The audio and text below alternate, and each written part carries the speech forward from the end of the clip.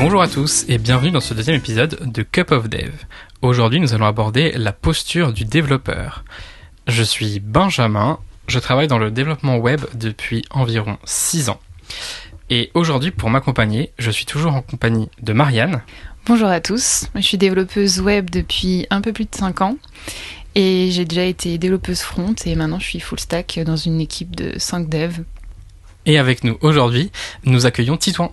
Bonjour à tous, moi je suis développeur depuis un peu plus de 6 ans également et j'ai fait un peu tout type d'équipe, grande et petite, voire très petite, où j'étais quasi tout seul en tant que dev dans mon équipe. Ce qui donne une grande variété d'expériences. Ouais, un peu. Ce qui est parfait pour cet épisode. Et ça tombe bien puisqu'effectivement aujourd'hui nous allons aborder la posture du développeur. Et du coup pour commencer ce podcast, je vous propose de répondre à une question. Pour vous, qu'est-ce que la posture du développeur ? Entrons dans le vif du sujet. Alors si je peux commencer à donner mon avis, du coup ça va entièrement se reposer sur mon expérience jusqu'à maintenant. Mais la posture du développeur, du coup, ça va être où est-ce qu'on l'attend. Donc, ça va être sur le code, forcément, principalement. Donc, savoir être excellent techniquement, savoir toucher un peu à tout. Donc, développer, mais aussi tout ce qui est la gestion de la vie d'un projet. Mais aussi, moi, je sais que je mets une part importante sur le fonctionnel. Donc, s'intéresser aux utilisateurs, au métier qui va utiliser notre outil, être sensible à ça et donc savoir aussi échanger avec nos collègues comme les PO, les PM, les designers pour faire un outil au top pour nos utilisateurs. Voilà pour mon avis. Ouais, je vois que tu parles essentiellement là de la partie vraiment technique et la partie ce que peut apporter un développeur dans son expertise du métier, mais pour moi il y a aussi une grande part dans la posture du développeur qui va toucher à la position du développeur au sein de l'équipe. Ouais. Comment est-ce que les interactions vont être menées, où est-ce qu'il est censé comment diriger des bonnes interactions avec l'équipe pour faire en sorte que tout tourne au mieux. Qu'est-ce que l'équipe attend aussi du développeur, et ça dépend de plusieurs points. Je sais pas ce que t'en penses toi, Titouan.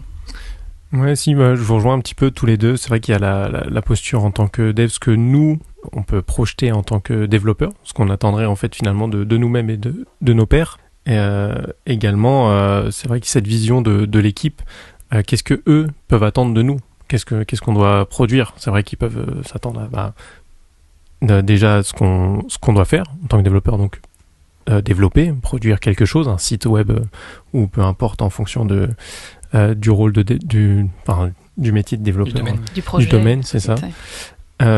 Mais également s'ils veulent qu'on s'implique à la réalisation, challenger les maquettes, challenger le produit en tant que tel, etc. Donc c'est vrai que c'est assez vaste ce qu'on peut attendre au vu d'une équipe, d'un développeur et de ce que nous on attend de nous-mêmes et de nos pairs en tant que développeurs. Si je repense à ce que tu dis, Benjamin, qu'est-ce que les autres rôles autour de nous peuvent attendre d'un développeur ? Je pense que ça va varier énormément en fonction des équipes et du projet. Je sais que j'ai déjà été dans un projet où vraiment essentiellement ce qu'on attendait des développeurs c'était de coder ce qu'il y avait écrit dans le ticket et basta. Mais je sais aussi qu'il y en a qui vont plus s'attendre à ce qu'on challenge aussi des fois la solution qu'on nous propose, parce que des fois on essaye de nous proposer quelque chose déjà tout fait alors que c'est quand même aussi au rôle de dev de dire pour ça je pense que c'est mieux de le faire comme ça, peut-être même challenger un peu la solution même métier, pas seulement technique, dire là en fait avec ce que vous demandez ça serait beaucoup mieux de le faire comme ça, etc. Et après je ne sais plus où je voulais en arriver. Être capable de transcender un petit peu les attentes. Oui, voilà. J'imagine que peut y avoir aussi ce cas-là. Je sais que nous, on a, dans l'équipe dans laquelle je suis, le binôme PO lead dev, donc avec un certain rôle pour le développeur dans l'équipe. C'est un duo qui est très proche. Ils vont beaucoup discuter déjà juste entre eux des sujets qui arrivent pour essayer de les filtrer, déjà essayer de réfléchir dessus. Et c'est un duo qui marche plutôt bien et je sais que c'est quelque chose qui est attendu du PO que le dev soit là, mais aussi finalement nous les devs qu'on soit contents que ça y ait cette relation privilégiée avec le PO pour pouvoir réaliser au mieux finalement le besoin métier derrière, quoi. Ouais, complètement. C'est ce qu'on avait déjà un peu abordé dans l'épisode précédent. cette relation privilégiée entre le PO, le tech lead et le QA notamment. Là, c'est vrai qu'on parle aussi des développeurs, donc intéressant de dire, au-delà de ça, on attend aussi des développeurs de pouvoir un peu transcender leur rôle et d'être présents au-delà de juste le code. Mais là-dessus, ça demande quand même une certaine expertise, un certain niveau. Je pense que, personnellement, dans des cas que j'ai rencontrés, il faut être capable de spécifier un petit peu les attentes. On ne peut pas se dire aujourd'hui, moi j'attends d'un développeur, quel qu'il soit, d'être capable de transcender son métier et de proposer, d'être proactif plutôt sur la partie produit et la partie technique, si cette personne n'a pas suffisamment d'expérience ou de connaissances dans le contexte métier dans lequel il est amené à évoluer, dans les particularités techniques du projet dans lequel il est en train d'évoluer. Donc ça demande une clarification, je pense, au début des attentes, d'être sûr qu'on avance bien sur la même longueur d'onde, que du développeur et de son équipe, que soit bien aligné sur le sujet. Et à partir de là, on peut déterminer plusieurs postures qu'on va attendre de nos collègues. Par exemple, je pensais justement le lead dev, qui est une des postures, je pense, que tout le monde connaît et qui a en général toujours dans une équipe, une posture particulière où on pourrait attendre, de manière non exhaustive, mais comme exemple, d'être plutôt dans une posture de coach, dans une posture de conseil, d'architecte, beaucoup de postures qui demandent une grande expérience. Et on peut attendre aussi d'un développeur, par exemple, plus junior, d'être dans une posture d'apprentissage. Qui seraient des cas plus attendus, plus communs. Bah oui, tout à fait. Bah ça peut être très contextuel, tout comme j'y pensais là. Par exemple, en TMA, oui. On n'est pas forcément, je pense, attendu sur le challenge d'une solution, parce que la solution, c'est-à-dire qu'elle est déjà développée, elle avait déjà été mise en place, et on est là pour traiter les retours parce que la solution marche. Il y a quelque chose à ajouter, il y a quelque chose à modifier, et donc peut-être que à ce moment-là, en termes de posture, on n'attend pas forcément une personne qui va challenger, qui va essayer de refondre le mécanisme pour comprendre. C'est plus là on attend que ton expertise, il y a une brique qui est cassée, est-ce que tu peux la réparer bien, au mieux. Dans l'état de l'art, ce serait cool, mais le but là, c'est juste de réparer. Alors que c'est vrai que si on demande à un développeur, par exemple en début de projet, dans les réunions de cadrage, là peut-être que, comme tu disais, de voir plus une approche d'expertise. Oui. Une expertise de savoir, t'as de l'expérience, est-ce que tu penses que c'est jouable, est-ce qu'on peut le faire comme ça, qu'est-ce que t'en penses, que t'as déjà vu d'autres projets, est-ce qu'avec la stack qu'on a aujourd'hui c'est possible, etc. Ouais, l'expertise et un avis critique aussi, je pense. Parce que quand tu démarres un projet, donc tu as des choix un peu hyper impactants. Parce que si tu démarres sur une techno en particulier, il faut aussi que tu saches te dire, cette techno, est-ce qu'elle va tenir dans le temps ? Est-ce que finalement c'est la plus adaptée ? Donc ça a de l'expertise, mais aussi, je pense, savoir se dire, là, pour l'instant, on va peut-être commencer avec un site très simple pour ensuite le faire évoluer et imposer aussi ses choix peut-être dans la décision métier, etc. qu'il peut y avoir. Je pense que c'est bien aussi de savoir trancher et dire non, là, faut commencer par ça. Ce qui va avec de l'expertise, forcément, mais ouais, un esprit critique, c'est important. Et moi, je voulais revenir sur la définition que tu as eue du lead dev, Benjamin. Ouais. Tu parles qu'on attend un peu un architecte, quelqu'un de très bon techniquement. Moi, je sais pas si c'est vraiment ça qu'on attend en premier d'un lead. Parce que je sais que j'ai eu des leads très bons techniquement, mais qui n'avaient pas le rôle de coach dont tu parlais aussi. Mais finalement, est-ce que le lead, il doit aussi être expert technique ? Je me demande, en fait. Parce que il peut être un support, je pense qu'il peut être il peut t'aider quand t'es bloqué, je pense que c'est important quand même de pouvoir te reposer sur ton lead sur ça. Mais est-ce qu'il doit forcément être le meilleur, tu vois, dans l'équipe ? Alors, il peut y en avoir d'autres, mais je trouve que ça repose énormément de choses sur le lead, alors que moi ce que je vais plus attendre d'un lead finalement, c'est qu'il donne une dynamique à l'équipe, qu'il sache très bien communiquer et coacher, oui, du coup un peu les juniors, etc. Mais finalement, moi c'est peut-être là où je vais l'attendre le moins, c'est sur l'expertise technique. C'est mon avis, mais oui, ça s'entend, hein. C'est pour parler d'une expérience personnelle, c'est vrai que j'ai été tech lead dans une équipe pendant plusieurs années où je n'étais pas forcément le plus expert techniquement, mais la possibilité d'avoir une équipe qui tourne bien et des développeurs assez expérimentés sur lesquels on peut s'appuyer fait que le tech lead ne porte pas toute la responsabilité et qu'en fait l'équipe fonctionnait très bien comme ça parce que j'avais la capacité d'apporter d'autres choses. Et en fait, là où on attendait le tech lead, c'est plus, en fait, ce qui est important, c'était plutôt la posture qu'on devait apporter, et surtout que les attentes étaient claires de chacun. Donc chacun savait quelle posture il devait porter dans l'équipe, qu'est-ce qu'on attendait de lui, ce qui permettait d'avoir un fonctionnement très clair, très très fluide, très naturel. Je pense que c'est plutôt ça. C'est vrai que j'ai cité tout à l'heure, de manière non exhaustive, des exemples qui peuvent être attendus, mais qui au final est important, et c'est pareil pour un développeur même senior, au-delà du tech lead, c'est que ce qui va être vraiment important, c'est plutôt de se dire, dans le contexte de mon métier, où cette personne va évoluer, dans le contexte technique duquel cette personne va évoluer, qu'est-ce qu'on attend de lui ? Et comment est-ce qu'on va échanger avec cette personne pour que les choses se passent bien ? Et du coup, quelle posture cette personne doit adopter dans l'équipe ? Et je pense que c'est ça qui va être important, parce que au final on n'attend pas toujours un tech lead, effectivement, comme tu le disais très justement, d'être l'expert technique, mais ce qu'il faut, c'est surtout de se dire, moi dans mon équipe j'ai un tech lead, qu'est-ce que j'attends de lui, et du coup quelle posture j'aimerais voir émerger de cette personne. Oui, comme un contrat entre tous les gens de l'équipe, finalement. Savoir que pour mon lead, je sais qu'il va pouvoir m'aider sur ça. Techniquement, je sais que c'est cette personne qui va pouvoir m'aider. Pour la partie plus fonctionnelle, je sais que c'est cette personne-là parce qu'elle est là depuis 5-6 ans sur le projet. Et donc, finalement, ça peut complètement évoluer en fonction du domaine où tu es. Enfin, si tu changes d'entreprise, de mission, etc., ça se trouve, ta posture va complètement changer. Même si tu es encore un dev senior, ça se trouve, d'un projet à l'autre, on va pas attendre la même chose de toi, et donc pas avoir la même posture. Oui, c'est le problème, c'est qu'on peut souvent avoir l'amalgame entre l'expérience et l'expertise quelque part, et on peut avoir une longue carrière, une longue expérience dans le domaine du développement. C'est pas pour autant qu'on va connaître tous les frameworks différents, toutes les spécificités de tous les langages, et certes, on aura beaucoup plus facilité qu'un certain junior à appréhender des complexités qu'on pourra reconnaître. Néanmoins, comparé à quelqu'un qui a une expérience et une expertise précise dans le domaine attendu, forcément, on ne va pas attendre la même chose de cette personne-là. Et du coup, les postures seront différentes. On attendra de cette personne de tenir une posture très différente. Je suis tout à fait d'accord. Je pense que ça dépend vraiment comme tu disais, Marianne, c'est plus un contrat qu'on doit avoir avec l'équipe. Je sais que récemment, j'ai été dans une équipe et il y a eu beaucoup de changements.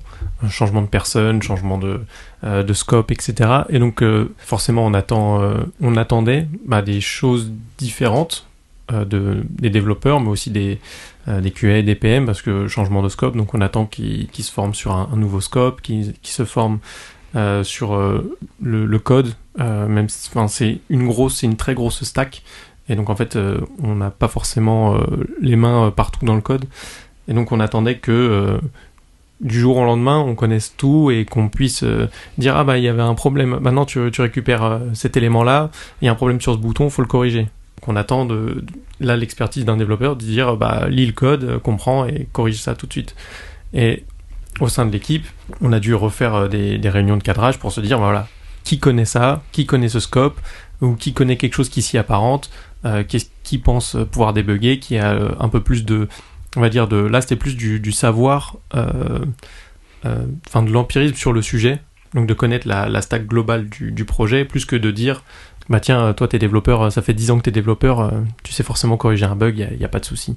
Donc là on attendait plus une expertise sur le scope un peu global du projet. Tu sais que telle ou telle chose ça marche à peu près comme ça dans ce projet, donc tu devrais voir à peu près les ficelles, comment c'est tiré, parce que c'est toujours à peu près la même chose. Alors que quelqu'un de très technique pourrait appréhender le sujet, mais peut-être un peu moins bien, parce qu'il va se dire juste techniquement là je remplace cette classe par une autre classe, etc. Alors que finalement en termes de métier c'est pas forcément ce qui est demandé, c'est pas forcément ce qui est attendu. Donc il y a tout cet enjeu d'expertise, d'expérience, mais bien recadré, de dire on est dans cette équipe, moi aussi en tant que développeur, vous attendez quelque chose de moi j'attends quelque chose de moi en tant que développeur. et de mes pairs, comme je l'ai dit tout à l'heure, mais du coup, toutes ces postures-là, ça se redéfinit. Moi, j'attends que mon PM, il soit comme ça. J'attends que mon QA, il soit comme ça. J'attends que tel ou tel soit comme ça. Et donc, c'est bien de faire cette réunion de cadrage en début de projet, ou en début de, peu importe, hein, comme monter une entreprise ou quoi, et de se dire, on fait un contrat. Toi, ton rôle, c'est ça peut évoluer dans le temps, mais au début, on attend que toi, tu fasses ça, comme ça, oui, non, on en discute, est-ce qu'on peut voir ce qui est attendu ou pas. Oui, du coup, c'est la question que je me posais. Quand est-ce qu'on définit ce contrat? Et du coup, tu dis que vous avez fait une réunion de cadrage pour définir, maintenant, les devs, vous aurez tel scope, on s'attend à ce que vous corrigiez énormément de bugs sur cette partie, des choses comme ça. Il y a vraiment eu un point où vous avez échangé sur... Ouais, il y a eu des points, et c'est plus... bon, après, c'est pas écrit. Oui. On n'a pas eu de T'as pas signé écrit, quelque chose à la fin. mais à la limite, ça pourrait être bien, parce qu'on signe bien un contrat pour un contrat, un CDI ou quelque chose comme ça, on en signe bien, on a une fiche de poste, normalement, qui désigne ce qui est attendu de nous dans l'entreprise. Donc, pourquoi pas au sein d'une équipe. Après, voilà, on sait qu'on fait un peu plus ça grossièrement, mais ces réunions, elles sont très importantes, parce qu'entre devs, on fait forcément des réunions pour se dire, ça va être quoi notre Git flow? Ça va être quoi pour définir avec ton équipe là, je prends l'exemple de Jira, mais quel va être ton flow sur Jira? Quelles sont les étapes? Il y a un done, il y a un testing progress, un start testing, c'est quoi toutes les étapes? Il y a un PR done, ou est-ce qu'on fait juste to do, done et basta? Donc je pense que ces flows doivent être définis en équipe, et tout comme la posture de qu'est-ce qui est attendu d'un tel, le lead développeur, le lead tech. Est-ce qu'il est attendu sur son expérience, ou est-ce qu'il est attendu en tant que facilitateur entre le PM et son équipe, plus en termes de, on va dire, chef de projet technique, ou en tant que lead développeur, en tant que dire, voilà, ce sera cette stack-là, parce que, je sais pas, je vois que dans l'équipe, il y a 70% de développeurs JS, donc on va partir plus sur du JS, et le PHP, bon, on verra ce qu'on en fait, mais voilà, c'est plus ça dépend de ce qui est attendu des personnes. On va plus avoir un contrat, une discussion globale d'équipe, et ça, je pense que ça peut se faire très bien en début de projet, et je pense qu'il y a pas mal de fois où ça se fait pas, et justement, on dit, tiens, il est développeur, et on lit juste la ligne sur le CV, oui, développeur, ça fait quoi, 10 ans? Allez, il est senior, on attend qu'il roule sur le projet sans problème. Alors qu'en fait, il est développeur. Ça fait 10 ans qu'il est développeur, mais ça fait qu'1 an qu'il fait du JS. Avant, il faisait que du Java, donc il n'a pas tous les us et coutumes de la techno, quoi. Parce que moi, pour le coup, quand j'ai rejoint le projet sur lequel je suis, je me souviens pas avoir parlé de contrat, même pas dans ces termes, pendant mon entretien. Et c'est plus, j'ai tâtonné au début pour savoir ce qu'on attendait de moi. Après, je l'ai vite vu, je me sens pas mal à l'aise là-dessus. J'ai vite compris que mon lead il était comme ça, que moi j'allais pouvoir aider sur ce point-là, que a priori ça fonctionnait plutôt bien. Je sais qu'il y a des choses très claires sur, par exemple, le process d'une création d'une fonctionnalité, avec plein de réunions, avec un certain nom, c'est très défini là-dessus, et qui sont dans ces réunions-là. Du coup, ça m'a permis de savoir, voilà, le PO, il est assez là, il est assez près, le lead dev, il est là assez en amont dans les réunions, même avec le métier, et après, le reste de l'équipe va arriver au moment des craquages, tout ça. Enfin voilà, je me suis rendu compte que voilà, c'était comme ça que ça fonctionnait, mais il n'y a pas eu de choses très claires de définies dès le début, quoi. Après, je sais que on peut toujours en discuter quand on fait des rétros. Ça, c'est souvent... Je sais que nous, il y a eu beaucoup de débats parce qu'on n'a plus de lead dev. C'était trop lourd, le rôle de lead dev. Il faisait que des réus et c'était plus tenable. Et donc, on s'est dit, qu'est-ce qu'on fait, du coup? Quel était le rôle du lead? Comment on peut le remplacer? Personne ne voulait le reprendre. Du coup, on s'est dit, c'est pas grave. Le problème, c'était qu'il y avait trop de réunions. On va se répartir les réunions. Après, on nous a dit, oui, mais on a quand même besoin d'un représentant lead de votre équipe, une personne à qui parler pour les autres équipes, parce que c'est vrai que ça peut être un peu pénible de juste devoir mettre un message flou sur toute l'équipe et voir qui te répond. Du coup, on a dit, ok, on va nommer un représentant, on peut lui donner la casquette de lead, mais on s'attendra pas de lui qui fasse toutes les réunions. Donc ouais, ça s'est fait petit à petit, ça s'est fait avec certaines douleurs des fois, mais ça évolue finalement. Même si tout début, j'ai pas signé un contrat à mon entretien, j'ai vu comment ça fonctionnait et on s'adapte, quoi. On s'adapte aux envies et à la vie du projet. Oui, souvent ce qu'on remarque, c'est que on s'attend à ce qu'une équipe ait toujours le même fonctionnement, avec les mêmes rôles, et chaque rôle représentait toujours tel que c'est écrit dans les livres, pour caricaturer. Et en fait, c'est un travail d'équipe, justement, d'être capable de concevoir ces rôles, de concevoir l'attendu de chacun. Et ça, c'est quelque chose qui est très sous-estimé. Ce travail de créer une équipe, en fait. On se dit, bah toi, tu intègres telle équipe parce que t'es développeur ou parce que t'es PO, etc. C'est ton rôle.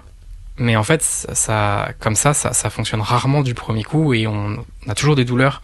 Ce qui est assez important, c'est de prendre ce temps de se dire, on va intégrer une personne, si c'est juste une nouvelle personne qui débarque dans l'équipe.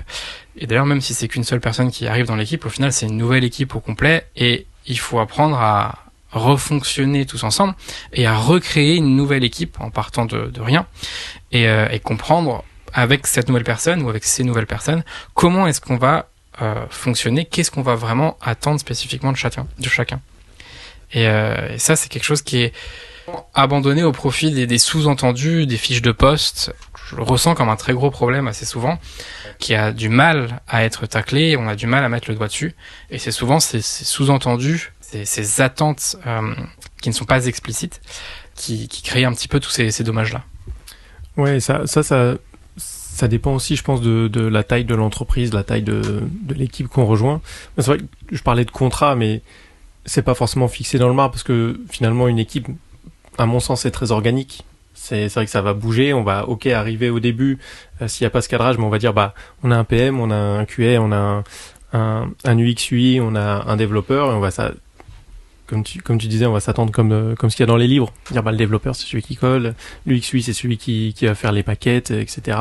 Le PM, PO c'est celui qui va arriver et qui va dire le produit il va prendre cette direction là, le QA il va juste être là. Il va cliquer sur 2 boutons et dire ça marche, ça respecte ce qu'on m'a vendu, c'est bon, ça part. Après, en fonction des attentes, justement de la posture de chaque personne et même du développeur, ça dépend des tailles d'équipe et des tailles des entreprises, parce que souvent, même si par exemple on passe de la phase de recrutement, on est recruté en tant que développeur, et la plupart du temps c'est les RH qui publient les annonces. Alors, moi je l'ai déjà vu, et parfois, ils ne connaissent pas le métier. Ils prennent juste les ressources, ils disent on m'a remonté dans une équipe, ils ont besoin, ils font du Java, ils font du Kotlin, ils font aussi du JavaScript, et donc on se retrouve avec une fiche de poste qui n'a pas forcément de vrai nom. Et donc la personne est recrutée, tant mieux pour elle, mais elle se retrouve catapultée dans une équipe, ou parfois c'est aussi intra-entreprise, on se retrouve catapultée d'une équipe à une autre, parce que réorganisation, et on attend quelque chose d'une personne alors que cette personne ne sait pas du tout ce qu'elle doit faire. Elle est catapultée dans une équipe, tiens, maintenant t'es responsable ou t'es lead de cette équipe. Mais en fait moi je voulais pas, je veux pas faire des réunions toute la journée, moi je veux coder dans mon coin. Ou de l'autre côté, quelqu'un qui a toujours eu cette appétence pour le fonctionnel, qui aime bien discuter avec son PM ou son PO, et d'un seul coup on lui dit aujourd'hui tu prends les tickets ils sont faits, tu prends tes tickets et tu développes et t'envoies à la QA, puis ça part. Et là, on peut créer des frustrations, on peut créer des problèmes, et ça dépend des tailles d'entreprise, ça dépend de comment c'est fixé. Et souvent ça arrive dans la douleur au début, parce qu'on est catapulté quelque part, on sait pas trop ce qui se passe, et ça vient après de manière organique, se modifier, dire comme tu disais Marianne, toi avec votre équipe, ça s'est passé un peu plus comme ça, on a vu que je remarque dans les réunions ça se passe comme ça, et donc ça se fait petit à petit pendant quelques temps. Il y a peut-être une belle courbe d'adaptation, et c'est pour ça que ça peut être bien dès le début, mais ça tout le monde ne peut pas le faire, enfin même moi je le fais pas, mais se dire on se pose. Moi, je sais que je viens d'arriver. Qu'est-ce qui se passe? Moi, je sais que j'attends ça de toi. Toi, t'attends ça de moi. Mais est-ce que moi, c'est ce que j'attends de moi, etc. Oui, ça marche dans les deux sens. Cette attente implicite, au final, elle est à la fois de la part de l'équipe dans laquelle on arrive, et de nous, quand on intègre l'équipe, on a cette attente implicite de je suppose qu'on m'attend pour ça, et l'équipe suppose qu'elle nous a intégré pour cette raison. Mais rarement c'est dit explicitement. Et je rebondis sur un point très intéressant, c'est ce que tu dis, c'est qu'effectivement, une équipe, c'est organique. C'est censé être un mouvement, continuer le mouvement. Pourtant, ce qui est très contradictoire, c'est qu'on a tendance à vouloir trouver une façon définitive de fonctionner qui serait écrite dans le marbre et qui peut nous assurer que ça fonctionnera toujours comme ça. Et c'est un peu souvent quand on s'appuie sur les méthodes agiles où on va lire et appliquer tel quel tous les points ou d'autres bonnes pratiques qu'on veut appliquer tel quel, on se rend compte que ça, en fait, c'est très contradictoire avec l'essence même d'une équipe qui est les gens évoluent, on va s'adapter au contexte, on peut avoir des désaccords, avec le temps on peut devenir de plus en plus expert, des gens vont arriver, d'autres partir, du coup ça change inévitablement et pourtant on a énormément de mal à s'habituer à ces changements. Et oui, parce que c'est très organique et le problème de ce contrat, que ce soit écrit dans le marbre, mais ça c'est un problème d'entreprise. Forcément, on a quelque chose qui marchait à un instant T, donc le but c'est de le reproduire au maximum pour maximiser les profits, etc., que tout marche bien pour tout le monde, sachant que ça marche pas pareil pour chaque équipe. Encore une fois, cette année, dans une des équipes dans laquelle j'étais, avant les multiples changements, on avait une façon de fonctionner qui marchait très bien, comparée aux autres équipes, où on délivrait bien et sans douleur, on était tous raccords sur ce que chacun faisait, ce que chacun pouvait faire. C'était pas implicite, on savait clairement qui faisait quoi, comment et qui était là depuis combien de temps et ça tournait très bien. Et ils ont essayé un peu d'appliquer ça à d'autres équipes. Ça marchait pas vraiment parce que les autres équipes ils fonctionnaient pas pareil. Les gens c'est pas les mêmes, les gens se connaissent pas de la même façon, les gens sont, tout simplement parce que c'est des gens, des humains qui fonctionnent différemment.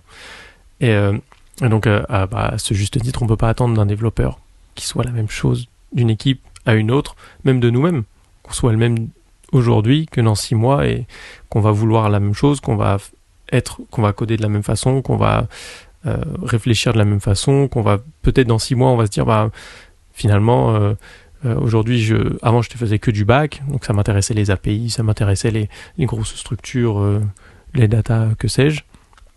Mais aujourd'hui je me dis tiens, le front ça m'intéresse, j'ai envie de discuter tout le temps avec les UX UI, avec le PM pour savoir comment le produit vraiment il évolue, j'ai envie de donner mon avis, etc.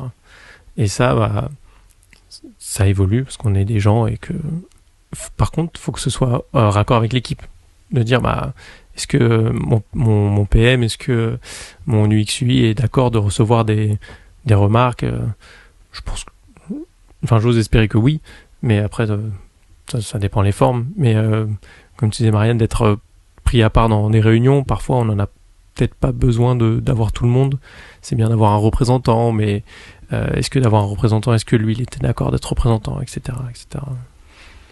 C'est ça, finalement l'idéal c'est d'avoir une structure qui sait s'adapter aux gens, écouter leurs besoins, ne pas forcer les gens dans un rôle ou dans une façon de faire. Et après avoir une équipe qui fonctionne super bien ensemble, après ça tu peux pas le forcer. Si des fois il y a des caractères qui vont pas matcher, c'est comme ça.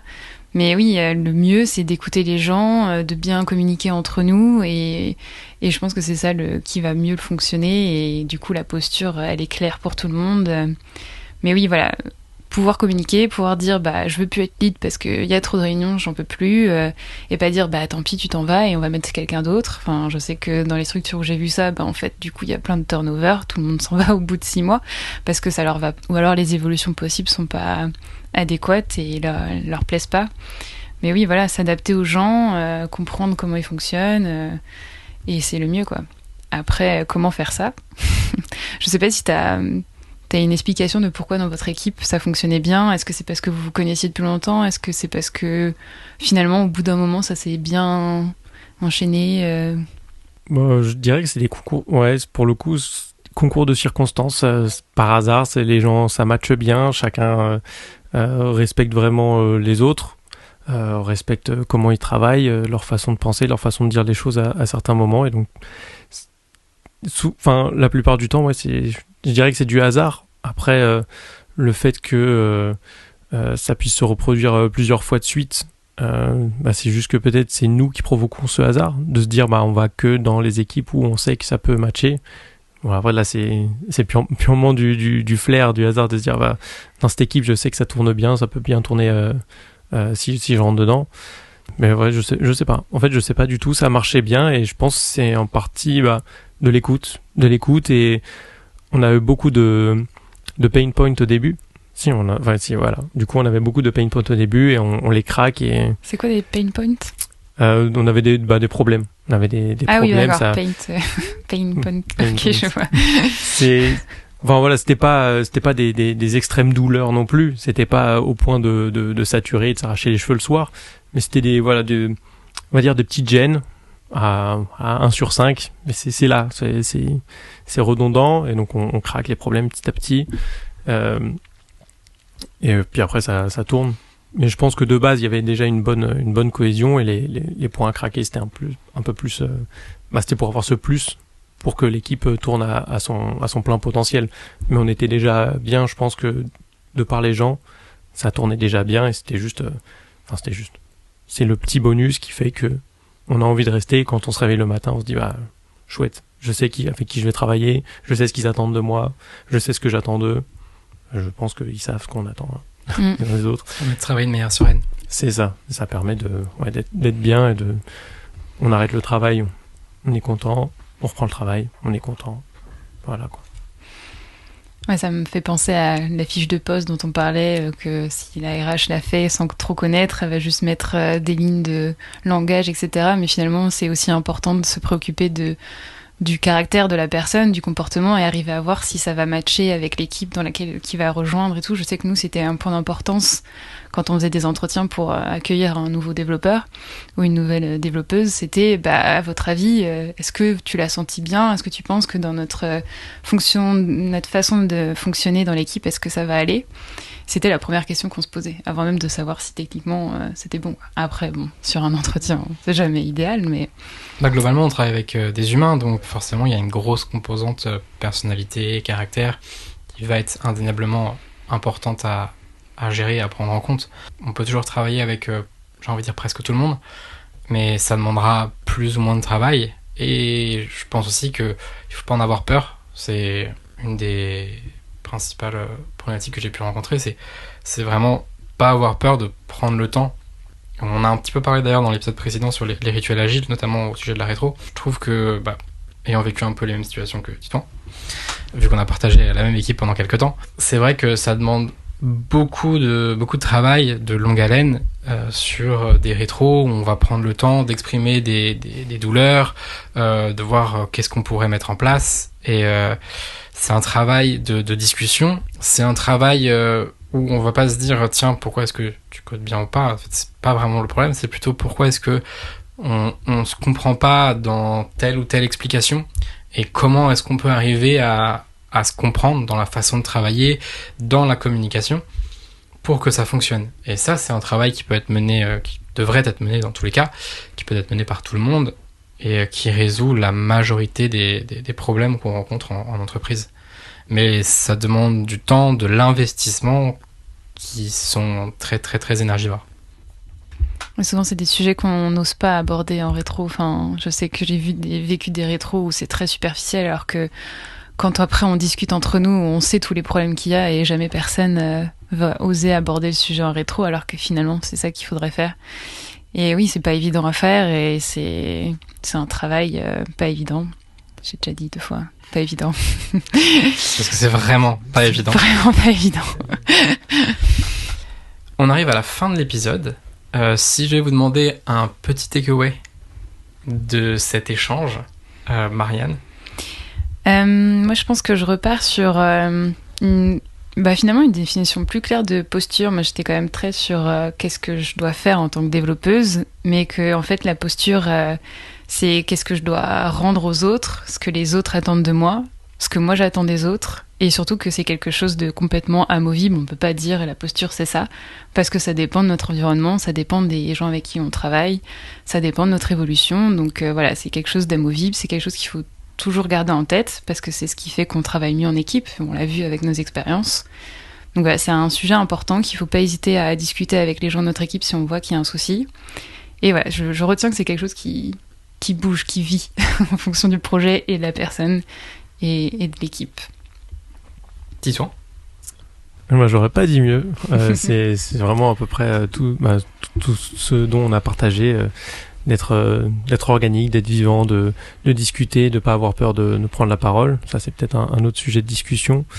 Mais en tant que développeur, ne pas avoir peur de dire de ce pourquoi on est là dans l'équipe et de le rendre au plus grand nombre des gens, même soit autre que notre équipe, parce que si on peut être voué à changer d'équipe, que tout le monde sache à peu près qui on est, donc c'est bien faut pas le crier sur tous les toits, mais c'est bien d'être au moins repéré pour telle ou telle chose, de manière bienveillante, bien entendu, au sein de son entreprise ou en tout cas de son équipe ou de ses équipes qui nous entourent. Toujours bienveillante. Je pense que le takeaway, au final, pour résumer, ce sera le côté organique. Je pense qu'on est pas mal revenu dessus. Et vraiment, ne pas oublier qu'une équipe, ça reste de l'humain. Et que rien n'est figé dans le marbre. Et que ça reste mouvant. Et qu'on doit toujours être capable de s'adapter. Je vous remercie pour la participation à cet épisode. Pour vous qui nous écoutez, n'oubliez pas de nous suivre sur les différents réseaux, Instagram et notamment YouTube. On arrive très bientôt. Et à très vite pour un nouvel épisode. Merci à vous.